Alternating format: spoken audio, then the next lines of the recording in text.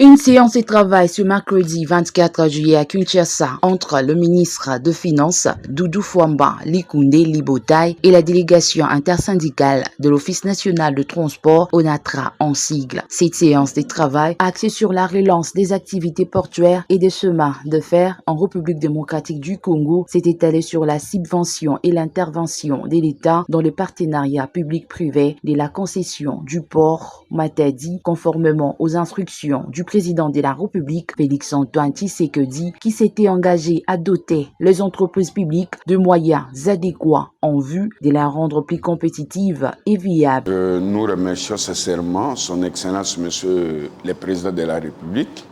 aussi bien les gouvernements de la République, parce que si cette réunion a eu lieu avec son Excellence, Monsieur le Ministre des Finances, c'est si les institutions du Président de la République. Et si les volets social, le président de la République avait décidé de donner aux travailleurs de l'ONATRA et le ministre a prouvé que c'est un nationaliste et c'est les rares ministres gestistes des finances qui se sont succédés. Un ministre qui exécute les institutions du président de la République moins de 2 jours, non, ce n'est pas facile. De son côté, le patron des finances, Doudou Fwamba, s'est dit très heureux de confirmer à l'intersyndicat de l'ONATRA l'exécution de l'instruction du président de la République, Félix-Antoine Tshisekedi Tshilombo, dans sa vision de la modernisation et du renforcement de la performance de l'Office national de transport. Recevoir ce jour l'intersyndical de l'ONATRA, la société d'État, une très grande société influente de notre économie, au sein de laquelle l'État a résigné d'investir depuis plusieurs années.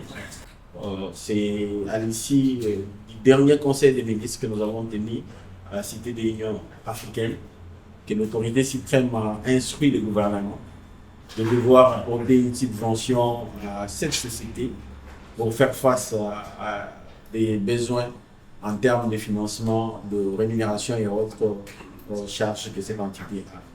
Ça, c'est pour les courts termes, mais pour les longs termes et les structurels, l'autorité suprême a insisté que les partenariats qui avaient été signés à son temps entre l'ONATRA et une société étrangère représentée par une filiale ici, MCTC, que ces contrats-là puissent être mis en œuvre et que les droits des travailleurs de l'ONATRA soient sauvegardés.